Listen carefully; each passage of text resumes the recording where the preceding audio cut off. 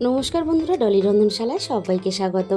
আর আজকে তোমাদের সাথে শেয়ার করব সম্পূর্ণ নিরামিষ আলু পটল কষার রেসিপি। তাহলে আজকে রেসিপিটা শেষ পর্যন্ত দেখার জন্য তোমাদের কাছে আমার অনুরোধ রইল। পটল খেতে খেতে আমরা সবাই কিন্তু প্রায় বোর হয়ে গেছি, তাই পটল একটু ঘুরিয়ে রান্না করলে পরিবারেরও সবার খেয়ে ভালো লাগবে, আর খাওয়ার পরে ভালো বললে নিজের মনের মধ্যেও একটা আনন্দ চলে আসবে। তাই একঘেয়েমি আলু পটলের রেসিপি বারবার না বানিয়ে অবশ্যই একবার এই রেসিপিটা ট্রাই করে দেখো। আশা করি তোমাদের ভালো লাগবে। আমি সমস্ত পটলগুলো গোল গোল করে কেটে খুব ভালোভাবে ধুয়ে নিয়েছি, আর দুটো বড় সাইজের আলু একটু বড় বড় ডুমো করে কেটে রেডি করে নিয়েছি। তাহলে রান্নার দিকে যাওয়া যাক। প্রথমে আমি কড়াইটাকে হাই হিটে খুব ভালোভাবে গরম করে নিয়েছি। এবার আমি পুরোপুরি গ্যাসটাকে বন্ধ করে দিয়েছি, আর এক মুঠো আমি কড়াইয়ের মধ্যে প্রথমে কাসুরি মেথি দিয়ে দিলাম। কাসুরি মেথিগুলো আমি কয়েক সেকেন্ড নাড়াচাড়া করে একটু হালকা গরম করে নেব। এতে রান্নার স্বাদ ভালো হয়, আর একটা সুন্দর রান্নাতে দেওয়ার পরে ফ্লেভার চলে আসে। কাসুরি মেথিগুলো আমি নামিয়ে নিয়ে ওই একই কড়াইয়ের মধ্যে প্রয়োজন মতো সর্ষের তেল দিয়ে দিলাম। সর্ষের তেলটাকে আমি প্রথমে খুব ভালোভাবে গরম করে নেব। সর্ষের তেল খুব ভালোভাবে গরম করে নেওয়ার পরে আমি কেটে রাখা সমস্ত আলুগুলো তেলের মধ্যে প্রথমে দিয়ে দিলাম। সমস্ত আলুগুলো আমি তেলের মধ্যে দিয়ে দিলাম। আর যেহেতু আলুর টুকরোগুলো আমি বেশ বড় বড় করে একটু কেটেছি, তাই আমি আলুগুলো একটু হাতে সময় নিয়ে বেশ লাল লাল করে নাড়াচাড়া করে আমি ভেজে নেব। আর আলু পটল কষায় আলুগুলো এরকম একটু বড় বড় করে কেটে দেবে, তাহলে রান্নার পরে দেখতেও ভালো লাগবে আর খেতেও ভালো লাগবে। সমস্ত আলুগুলো বেশ আমি একটু লালচে করে ভেজে নিয়েছি। এবার আমি আলুর সাথে কেটে রাখা পটলগুলো দিয়ে দিলাম। আমি এখানে আলু আর পটল একসাথেই নাড়াচাড়া করে ভেজে নেব, তাহলে তেলটাও কম লাগবে আর সময়টাও অনেক কম লাগবে, আর রান্নাটাও বেশ তাড়াতাড়ি হয়ে যাবে। আলু আর পটল একসাথে একটু নাড়াচাড়া করে নিয়ে দিয়ে দিলাম আমি স্বাদ মতো লবণ, আর আমি দিয়ে দিলাম হাফ চামচ পরিমাণ হলুদ গুঁড়ো। লবণ আর হলুদ নাড়াচাড়া করে আলু পটলের সাথে খুব ভালোভাবে মিশিয়ে দিয়ে আলু পটলগুলো আমি বেশ লালচে করে ভেজে নেব। আলু আর পটল একসাথে নাড়াচাড়া করে আমি খুব ভালোভাবে লালচে করে দেখো ভেজে নিয়েছি। আমি আর এর থেকে বেশি ভাজবো না। এবার সমস্ত আলু পটলগুলো আমি কড়াই থেকে নামিয়ে নেব।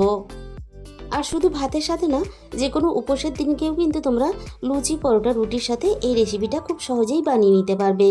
প্রায় ওই একই তেলের মধ্যে আমি আরও 2 চামচ পরিমাণ সর্ষের তেল যোগ করে দিলাম। তেলটা খুব ভালোভাবে গরম করে নিয়ে আমি ফোড়নে দিয়ে দিলাম অল্প একটু গোটা জিরে, আর দিয়ে দেবো এখানে অল্প একটু গোটা গরম মশলা। ফোড়নটা একটু ভাজা ভাজা হতে আমি এখানে দিয়ে দিলাম পরিমাণ মতো আদা বাটা। আদাটা একটু ফোড়নের সাথে নাড়াচাড়া করে ভেজে নেব, এতে আদার কাঁচা গন্ধটা চলে যাবে। আর রান্নাতে যেহেতু আমি কাশ্মীরি লঙ্কার গুঁড়ো ব্যবহার করব না, তাই আদাটা একটু নাড়াচাড়া করে ভেজে নেওয়ার পরে আমি স্বাদ মতো চিনি দিয়ে দিলাম। আর অল্প একটু চিনি দিলে যেমন রান্নাটা খেতেও ভালো লাগবে, আর তেলের মধ্যে চিনি দিয়ে একটু নাড়াচাড়া করলে তাহলে রান্নার কালারটাও খুব সুন্দর আসবে। এবারে আমি এখানে দিয়ে দিলাম একটা বড় সাইজের টমেটো কুচি। টমেটোর সাথেই আমি স্বাদ মতো লবণটা দিয়ে দিলাম। টমেটোর সাথে লবণটা দিলে তাহলে টমেটোটা একটু নাড়াচাড়া করলেই কিন্তু নরম হয়ে যাবে। আর টমেটো একটু ভেজে নিলে তাহলে টমেটোর কাঁচা গন্ধটাও চলে যাবে। টমেটোটা আগের থেকে বেশ অনেকটা নরম হয়ে এসেছে। এর থেকে আমি আর বেশি ভাজবো না, রান্না হতে হতেই টমেটোগুলো আরও নরম হয়ে যাবে। এবারে একে একে আমি মশলাগুলো দিয়ে দেব।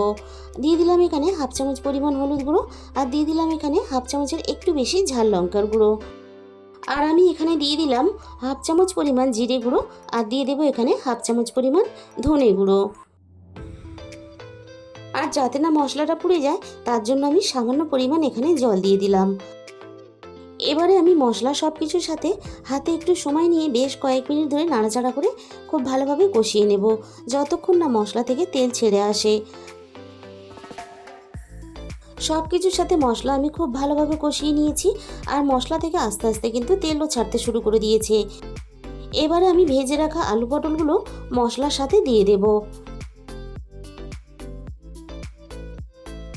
আবারও আমি আলু পটল মশলার সাথে খুব ভালোভাবে কষিয়ে নেব। আর মশলার সাথে সবজি যত ভালোভাবে কষাবে, রান্নার স্বাদ কিন্তু ততই বেশি ভালো হবে। 5-6 মিনিটের মতন আমি আলু পটল মশলার সাথে নাড়াচাড়া করে আমি খুব ভালোভাবে কষিয়ে নিলাম। এবারে আমি আলু পটল সিদ্ধ হওয়ার জন্য প্রয়োজন মতো জল দিয়ে দিলাম। আর এই রান্নাটা তোমরা যদি একটু ঝোল রাখতে চাও তাহলেও খেতে ভালো লাগবে, আবার মাখা মাখা করে রান্না করলেও খেতে ভালো লাগবে। জলের সাথে মশলা সব কিছু আমি খুব ভালোভাবে নাড়াচাড়া করে আমি খুব ভালোভাবে মিশিয়ে দিলাম। আলু আর পটল খুব ভালোভাবে সিদ্ধ হওয়ার জন্য এবার আমি ঢাকা দিয়ে দেব। কিছুক্ষণ পরে আমি কড়াইয়ের ঢাকাটা খুলে দিলাম। আলু আর পটল খুব ভালোভাবে সিদ্ধ হয়ে গেছে। এবার আমি রান্নার মধ্যে ভেজে রাখা কাসুরি মেথিগুলো হাত দিয়ে এভাবে একটু গুঁড়ো করে দিয়ে দেব। আর যে কোনো সবজি কিন্তু ঘরে থাকা মশলা দিয়ে একটু ঘুরিয়ে ফিরিয়ে রান্না করলে রান্নার স্বাদ কিন্তু দারুণ হয়। আর একই সবজি বারবার খেতে কারোরই কিন্তু বিরক্তি লাগবে না। আর রান্নার সাথে কাসুরি মেথিগুলো নাড়াচাড়া করে আমি খুব ভালোভাবে মিশিয়ে দিলাম। এবারে আমি এখানে হাফ চামচের একটু বেশি গরম মশলার গুঁড়ো দিয়ে দিলাম। আর রান্নাটা দেখেই তোমরা বুঝতেই পারছো কতটা লোভনীয় হয়েছে আর খেতে কতটা ভালো লাগবে। এবার আমি স্ট্যান্ডিং টাইমে 5 মিনিটের জন্য ঢাকা দিয়ে দিলাম। আর 5 মিনিট পরে আমি তোমাদের সামনে গরম গরম পরিবেশন করে দেখিয়ে দিলাম।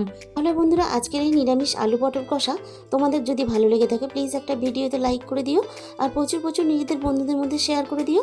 আর যে সমস্ত বন্ধুরা এখনও পর্যন্ত আমার চ্যানেলটাকে সাবস্ক্রাইব করনি, চ্যানেলটাকে সাবস্ক্রাইব করে পাশে থাকা বেল আইকনটা অল করে দিও। তাহলে আমি যখনই কোনো নতুন রেসিপি আপলোড করব সবার আগে তোমার কাছে পৌঁছে যাবে। আর রেসিপিটা শেষ পর্যন্ত দেখার জন্য তোমাদের সবাইকে অসংখ্য ধন্যবাদ।